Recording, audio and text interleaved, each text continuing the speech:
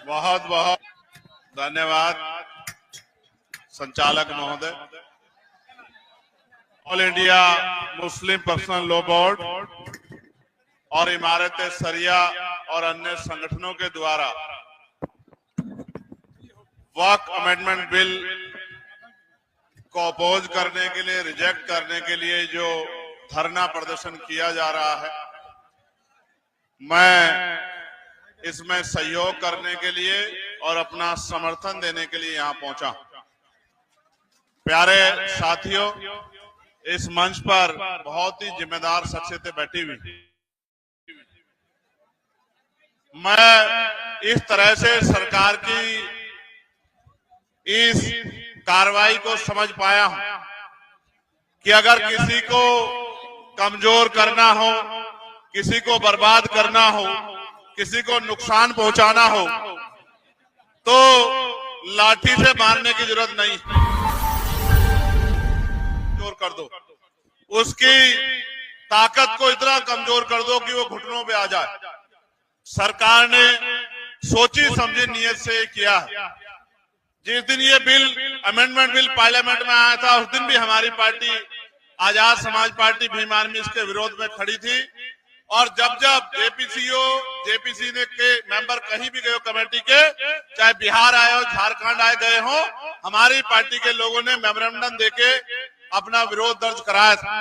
और अब जब सार्वजनिक रूप से चर्चाएं होने लगी हैं, तो हम सार्वजनिक रूप से भी मंच से ऐलाना इस बात का ऐलान करते हैं कि हम इसका विरोध करते हैं।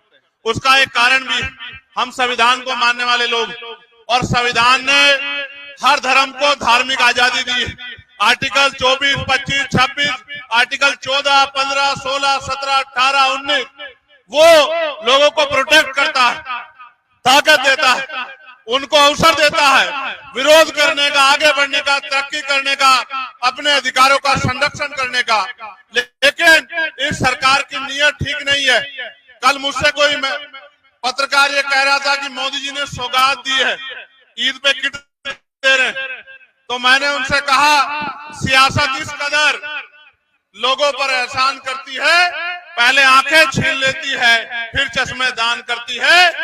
एक तरफ वक्फ के इस अमेंडमेंट को लाके मुसलमानों से उनके कब्रिस्तान, उनकी खानका, उनकी मस्जिदें, उनकी जगह को छीना जा रहा है, उनको लूटने का प्रयास किया जा रहा है। दूसरी तरफ किट देके हमें बेवकूफ बनाने का प्रयास किया जा रहा है कि हमारे जख्मों पे नमक छिड़कने जैसा। हम इनकी बातों में नहीं आएंगे। हमें संविधान ने प्रोटेक्शन का अधिकार दिया है, प्रोटेस्ट का अधिकार दिया है। हम अपने आप को प्रोटेक्ट भी करेंगे और हम बड़े से बड़े धरना प्रदर्शन करके इस सरकार को चैलेंज भी करने का काम करेंगे।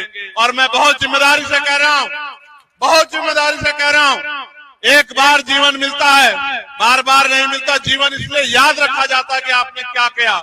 इतिहास याद रखेगा जब देश में कमजोर लोगों पे जुल्म किया जा रहा था, कौन किस तरफ खड़ा था।